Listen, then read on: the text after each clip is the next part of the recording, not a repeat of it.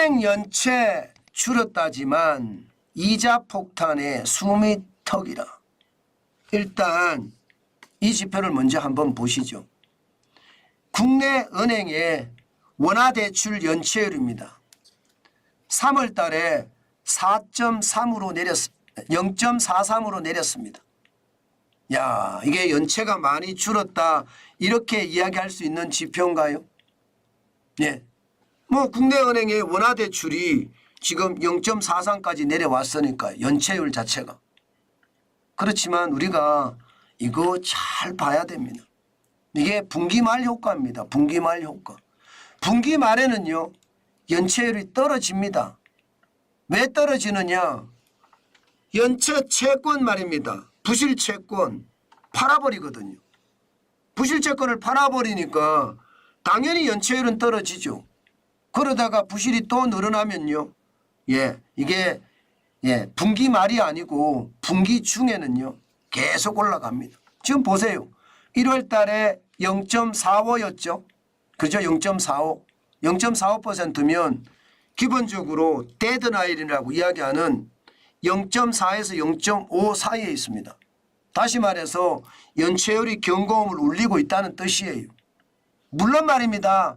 코로나 사태 전 2010년에서 19년까지 월 평균 연체율이 0.78이니까 그때보다 낮다 이렇게 이야기할 수는 있습니다.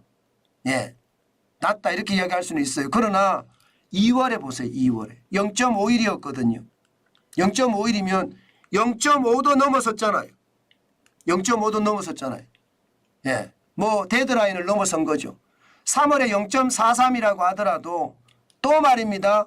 4월에 가면 늘고 5월에 가면 0.51보다 더 올라갈 수도 있습니다. 저는 이게 굉장한 충격을 줄 수도 있다고 보는 겁니다. 연체율이 이렇게 늘어난다는 것은 많은 사람들이 이자를 감당하지 못하고 지금 무너진다는 이야기예요. 이게 맞거든요. 틀린 말이 아니거든요. 그 정도로 상황이 지금 어렵다는 이야기입니다. 이게 2021년도 가보세요. 2021년으로 가면요. 원화대출에 대한 연체율이 무려 말입니다. 2021년 12월에는 0.21까지 떨어지고요. 2022년 6월에는 0.20까지 떨어졌습니다. 그런데 지금은 0.43 결코 낮은 숫자가 아니라는 거죠. 저는 여러분 시장을 진짜 똑바로 봐야 된다고 보거든요. 과거 말입니다. 글로벌 금융위기 때 2009년 2월에 1.67만큼은 안 되지만 또 2013년 8월에 1.13만큼은 아니지만 지금 0.43이라는 숫자도 이자에 대한 부담이 크다는 것도 사실입니다. 이게 분기말 효과라는 게 이거거든요. 지금 보세요.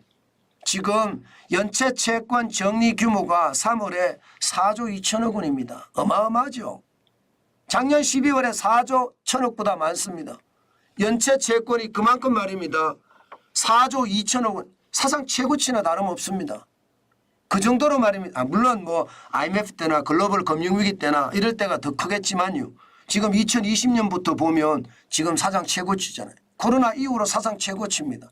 연체 채권을 정리한 규모가. 지금 코로나 때도 말입니다. 분기 말에 6월에 가면 2조 8천억 원 이렇게밖에 안 됩니다. 코로나 때도.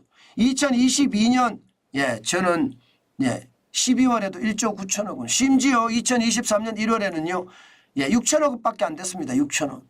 그런데 지금 4조 2천억 원. 결코 적지 않죠. 이자 폭탄에 힘들어진다는 거 맞는 이야기입니다. 여기에다가 신규 연체 규모가 조금 줄어들기는 했습니다. 1월에 2조 9천억 원, 2월에도 2조 9천억 원씩 늘어났는데 3월에 2조 4천억 원이니까 줄어들기는 했어요. 그러나 2022년 3월에 8천억 원 늘어나는데 그쳤거든요. 거기에 비하면 여전히 어렵다. 여전히 어렵다. 그만큼 말입니다. 이자는 폭탄이고요. 그 폭탄의 충격은 점점 저는 커진다 이렇게 생각합니다. 경제가 저성장을 계속 이렇게 유지하는 한 최악의 성장률 결국 연체만 늘어난다 그렇게 생각할 수 있다는 뜻입니다. 기업은요 0.48로 좀 많이 떨어졌어요. 2월에 0.59는 진짜 위험하다고 이야기했거든요. 기업들이 무너진다 이야기했습니다. 예, 이게 2009년 2월에 2.31보다는 많이 이제 낮아졌기는 하지만 여전히 기업은요 중소법인이나 개인사업자를 중심으로 어렵다예요. 지금 중소법인은 0.61이잖아요. 예, 지금 연체율 자체가 개인사업자, 자영업자입니다. 0.54. 여기는 여전히 어렵습니다. 지금 좋아진다 하지만 분기 말이니까 좋아지는 모습을 좀 떨어지는 모습을 보였지만 떨어지는 것도 적지 않습니다. 여기에 가게도 마찬가지입니다. 가게도 2월 달에 0.42였거든요.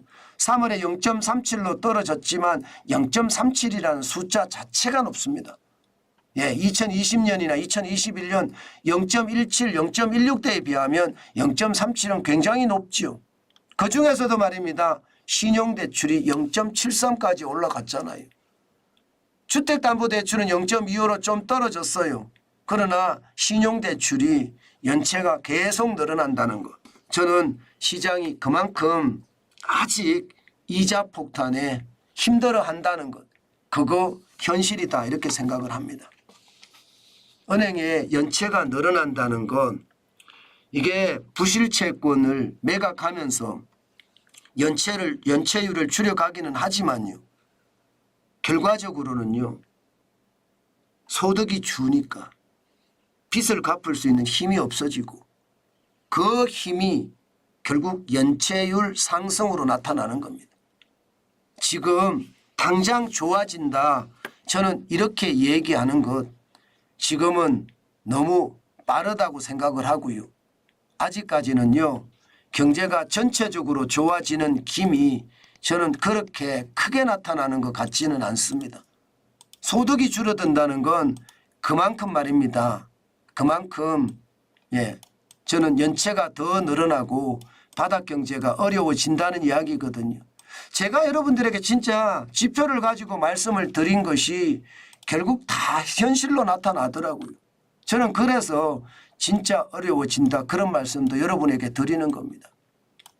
시장을 보면 충격적인 일이 저는 많이 벌어진다고 봐요. 그 정도로 말입니다.